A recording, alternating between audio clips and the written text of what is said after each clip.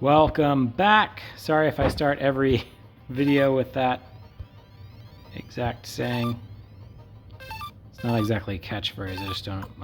Anyways, we're about to fight a mist monster. I'm not very well prepared as far as medicine is concerned. Most of this game, you know what, I'm just going to use on everyone except Ely. She should be alright. It's mostly the front row I'm concerned about, and Rena was really low health. This will be, let me turn it down a little bit. Yeah, just a little bit. Alright, this will be the first time you get to see the circus unite, and I could have used it earlier, but it just didn't really, there was no practical situation where I would. There's also no practical use for the buddy attack, unless I were to miss. I almost made a missed joke, but I decided not to. Alright, so the downside to this counter, a lot of times it'll tell you there's a downside to it or some bonus to it. This makes Bolgan unbalanced, so he's effectively... He's not 100% missing the next turn, but next turn he is only going to be able to defend and maybe use an item. I think just defend, though. We'll see in just a second. So it takes all their attack, and it combines it and doubles it. Alright, so let's see. Nick Cage is still in pretty good shape. I'm not going to worry about him. Bolgan is too. I don't think he has an item, so I guess we'll never really know on that one. I'm going to use Angry Blow. This is normally seen in rune form. Oh, I didn't even think about this. That would have been really useful during this quest. Alright, so I'm going to do Angry Blow, which sounds like a blowjob from someone that you don't like, or to someone you don't like. Alright, when the camera zooms in like that, that's a critical hit. I say that because there's a video group called Dorkly Bits, and they do really funny, like, retro video game stuff. Alright, so that one hit the whole group. Luckily not very effectively. But enough to make me concerned about Nick Cage's health. Since he's probably my strongest individual, I am going to have him still attack. I'll have Joey hook him up. You know what? I'll have them both attack. Oops, no medicine. I will have him use his rune, which is kind of like their combined rune, but him by himself. And I will use the last Angry Blow. And since Ely has a crush on Nick Cage, she'll go ahead and use medicine on him. Earlier he took 24 damage, so at 23, I don't want to risk it. I did say he's the strongest fighter, but in this fight by itself, Bolgan is actually stronger / more useful. Like, yeah, your 24 is nice, but he just did 70. Of course, he's missing the next turn. Oh, I would have been fine. I should have rolled the dice. Then I would have really got the good use on that,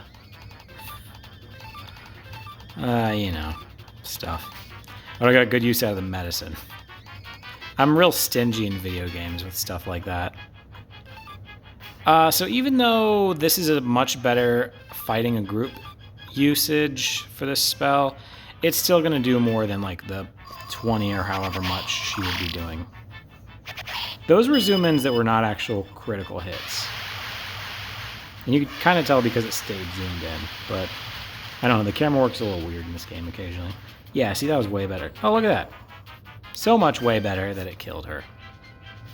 Everyone leveled up exactly once. I just realized that the circus gang has more experience than Nick Cage and Joey, so I'm a little sad about that. I'll build a bridge and get over it, though. Alright, so that was a little 4-minute fight, not too bad. Good thing Nick Cage and his friend was with us. Friend singular, I don't know why I pluralized that. Bolgan's hungry. Ha ha ha. Classic Bolgan. Alright, so that is... Oh, I was going to say that is the end of this path, but obviously not. Okay, these are the best things to fight because that is where we could potentially get the double beat rune. I think your odds are better when you're fighting 6 of them. I don't know that for sure, but it just kind of makes sense, don't you think? Like, let's say each rabbit has a 1% chance, you know, assuming that's how it works. It's not just every time you fight any of them you have a chance of getting it. Alright, and a feathered hat. I almost called that before I picked it up, but I was like, these people don't need to know how well I know this game. I'm pretty much always going to give everything to Nick Cage by default. Bandana is pretty much worthless, but it's better than nothing, so I gave that to Joey, as you could see. There's 2 ways to do that, and I think I mentioned that earlier. You can do it this way or go into the items and apply it that way. I'm actually going to auto this. It should be fine. I'm not like at a point where I have to be prepared for the boss fight. It's now just kind of smooth sailing. Oh, she wrecked it. If Rena would have hit that, okay, well, it didn't matter either way. I'm going to say Nick Cage, Joey, and Eiley should take care of this on their own. Yep, look at that. Eiley is a little bit more involved in the story overall later on. And she's actually... Rena is a better caster. You can tell right now, they're both level 6, and it kind of lets you know, like, the 23 is good, but 29 is awesome. And it doesn't look good in comparison to this group, but Joey is an excellent magic user, obviously even better than Rena, and Nick Cage is a good magic user, so, like, 23 looks pretty shabby, but, you know, once you get more characters later on, this just happens to be a somewhat, like a borderline elite magic using group. Alright, so now we are done on this path. She says that's where we part company, but we're not actually parting company quite yet. By the way, we can still get the double beat rune. It's just the odds are a little lower now that we're done with the path.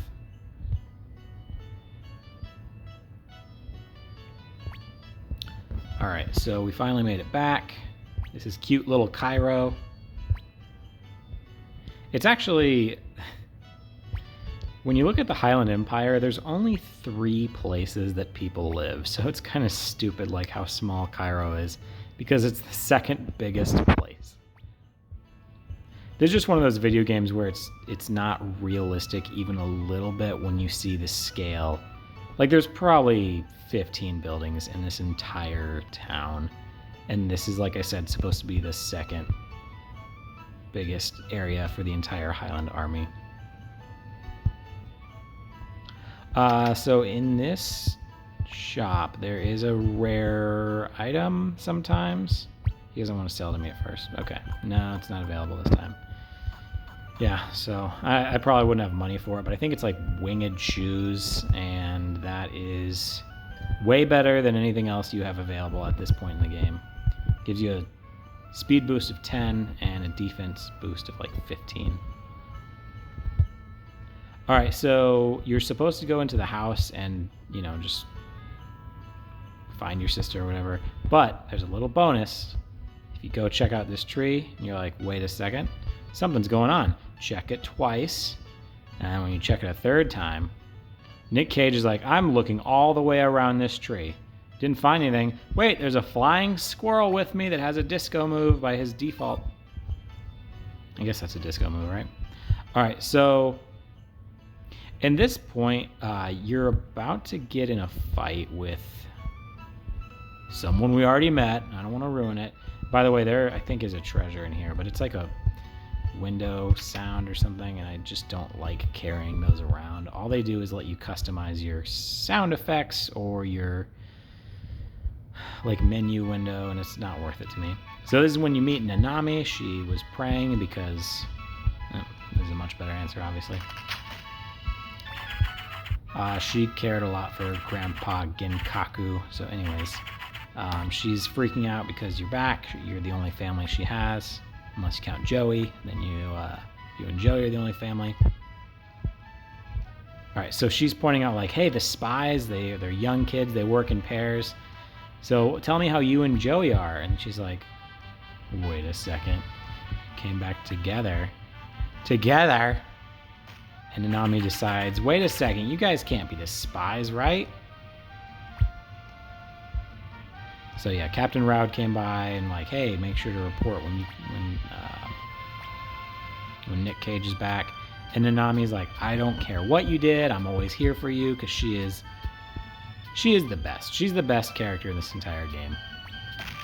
She gets so excited, she slams Nick Cage into a wall on accident. And you see he left an imprint there. So even though she was just praying to Grandpa Genkaku, she wants to say goodbye to him. And I will say this, when I first played this game, I don't know, 24, 25 years ago, Nanami annoyed me, but in retrospect, she's just the best. She's funny, she's got incredible spirit, she's always an optimist.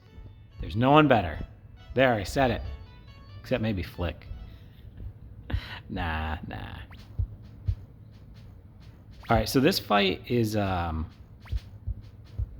not a hard fight. It's also, it could be easier is the only thing. If I'd set myself up with flaming arrows or something, it would have been cool, but I didn't. She doesn't have anything except medicine. So, I was going to say, I don't know if Nick Cage can take out a guy by himself, which obviously he can't. These soldiers are super weak. They're doing 2 and 3 damage. Muku, I didn't say his name earlier. He only has like 19 health. He is like the definition of a long-range unit. You need him in the back at all times, but that's not an option when it's just 3 people in the group.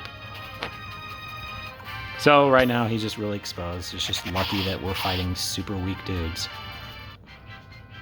Alright, Muku only leveled up once. I thought it would be like a 3 or 4 level situation. Oh, a hazy crystal. I think that makes you more difficult to hit. Ironically, Nanami here is like, Nick Cage, you're breathing fast? You've been ignoring your training. While she's clearly breathing fast. So this fight, I didn't set myself up for this. And it takes so long and it's not really worth it. But you have the option to just go away, go quietly, but you can resist and say, no. But this fight is technically winnable. You kind of have to cheat the game, though, to win it. Muku's down. I'm pretty sure that, like, whoever he hits is going down. Like, that's how much stronger he is than everybody else, but especially Muku. Anyways. The way to cheat the game... Okay, so Nick Cage survived a hit. The way to cheat the game, you save the game, like at that little town, and then you go through the game, and let's say like you're right now level, I don't know, like 7 or so. Oh, I don't want to lose. Okay, actually I'd rather lose to a random soldier than Rowd, but clearly that's not going to happen.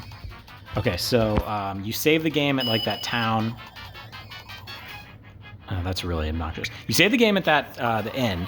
And then you play the game until you're like, I don't know, level like 15 or something like that. And once you're level like 15, you actually need to get defeated. And once you're defeated, you go back to your last save point and you're the same level. So when you're like this like weak level 6 or 7, you're going to get smoked. But if you're somewhere in the teens, it's actually a good fight. And you have to make sure you're bringing Muku with you. Nanami's going to come with you because it's just story progression. So if you have Muku, that's just a nice bonus because he'll be stronger. Like he can probably still get taken out by Rowd relatively easy. Anyway, so we're arrested by Captain Rowd and the boys. And Joey is having, because he's a rich kid, he's having like a little more of a noble like, well, okay, young man, you're going to have to come with us. And his family sold him out. He's saying, I can't look at you. But also like, it's just a matter of they believed that he's a spy, whereas Nanami did not. You're not my big brother anymore. Goodbye, Joey. Moza is a mother named Rosa. She won't see Joey, so he's just being carried off. Didn't kill any soldiers, like Nanami and I did with our pet squirrel. So, anyways. I know that we're not far into the game, but we are back in prison. So next time around, it'll be Prison Part 2. So stay tuned, guys and gals and everybody.